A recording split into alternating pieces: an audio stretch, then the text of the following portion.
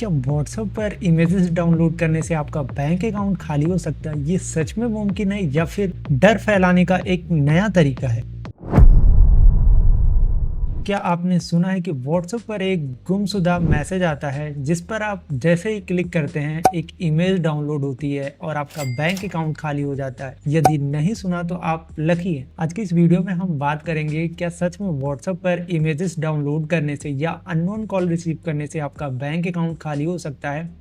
इसकी deep case study करेंगे ताकि आपको समझ में आए कि आप स्कैमर से कैसे बच सकते हैं। सबसे पहले हम बात करते हैं कि आजकल आपने न्यूज़ में देखा होगा कि एक व्हाट्सएप पर एक मैसेज फॉरवर्ड होता है जिसमें लिखा होता है कि गुमशुदा की तलाश करने में मदद करें, और जैसे ही वो व्हाट्सएप इमेज डाउनलोड होती है तो वहां पर थोड़ी देर बाद उनके अकाउंट में 1 से 2 रुपए क्रेडिट होते हैं और बाद में पता चलता है कि उनके अकाउंट से पैसे खाली हो चुके हैं। तो क्या सच में ऐसा ही हुआ होगा कि एक व्हाट्सएप इमेज पर क्लिक करने से उनका बैंक अकाउंट खाली हो जाए? अगर ऐसा पॉसिबल है तो किसी भी ग्रुप में वो इमेज भेजकर स्कैमर आसानी से कई लोगों को इसका शिकार बना सकते हैं। तो कई सारी न्यूज एजेंसियां इसका एनालिसिस करते हुए बताती हैं कि स्टेगनोग्राफी कॉन्सेप्ट का इस्तेमाल करके स्कैमर आपके साथ फ्रॉड कर रहे हैं, जबकि ऐसा बिल्कुल भी नहीं है।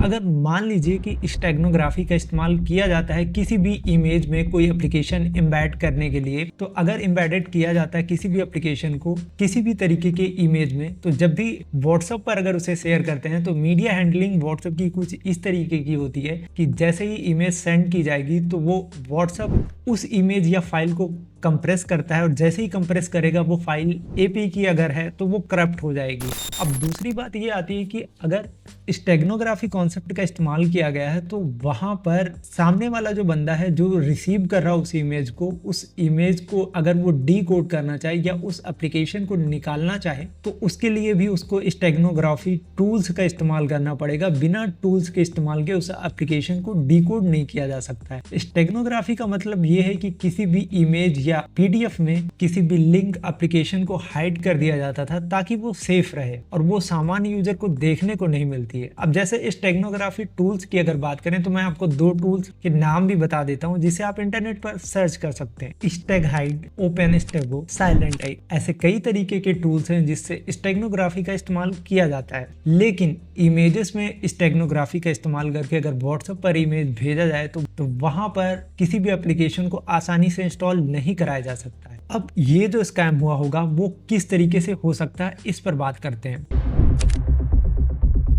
स्कैमर किसी भी व्यक्ति को एक मैसेज फॉरवर्ड करता है जिसमें लिखा होता है गुमशुदा बच्चे की तलाश, गुमशुदा की ढूंढने में मदद करें। अब उस पीडीएफ में किसी भी तरीके का लिंक हो सकता है क्योंकि पीडीएफ में लिंक लगाया जा सकता है। अब सामान्य यूजर को ये पता नहीं होता तो वो जिसमें स्कैमर आपको बताता है कि हो सकता है आप इस बच्चे को या फिर इस इमेज में दी गई डिटेल्स को जानते हो। उस पीडीएफ को खोलते हैं तो हो सकता है वो कहीं पर भी लिंक अटैच हो, जैसे ही उस पर क्लिक करते हैं तो कोई ना कोई एप्लीकेशन डाउनलोड हो जाती है। यह एक क्लासिक सोशल इंजीनियरिंग ट्रिक्स होती है जिसमें स्कैमर आपको भरोसे में लाने के लिए ऐसे टेक्निक का इस्तेमाल करते हैं जिससे आप इजीली उनकी बातों में आ जाएं और उनके दिए गए इंस्ट्रक्शन को फॉलो कर सके। तो जैसे इस लिंक पर आप क्लिक करते हैं तो वहां पर एप्लीकेशन डाउनलोड हो जाता है जो कि मलेशियस एप्लीकेशन होते हैं। अब उसे किसी भी तरीके से स्कैमर के द्वारा इंस्टॉल कराया जाता है जो कि आप खुद करते हैं क्योंकि बिना परमिशन के किसी भी एप्लीकेशन को इंस्टॉल या एक्सेस देना पॉसिबल नहीं होता।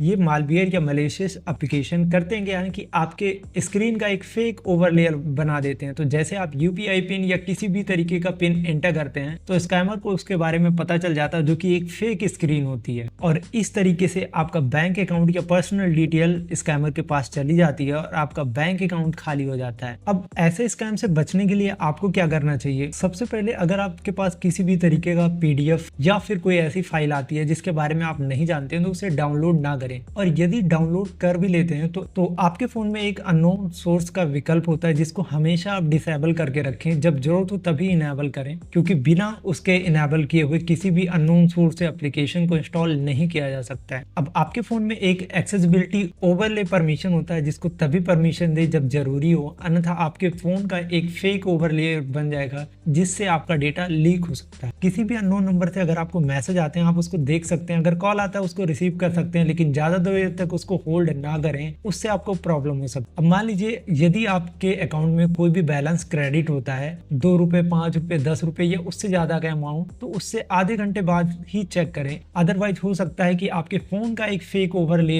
क्रिएट हो, जिससे जैसे ही आप अपना यूपीआई पिन एंटर करेंगे तो स्कैमर को आपके यूपीआई पिन के बारे में पता चल जाएगा, जिससे आपके साथ स्कैम हो सकता है। ये वीडियो उन लोगों के लिए है जो स्कैम का शिकार हो जाते हैं। अगर वीडियो पसंद आई हो तो इसे लोगों तक भी पहुंचाएं। आई होप इस स्कैम के बारे में आपको अच्छे से जानकारी मिली होगी। फिर भी यदि आपका कोई सवाल हो तो नीचे कमेंट सेक्शन में जरूर बताएं। अगर जानकारी अच्छी लगी हो तो लोगों के साथ शेयर करना ना भूलें। मिलते हैं नई वीडियो के साथ, तब तक के लिए जय हिंद दोस्तों।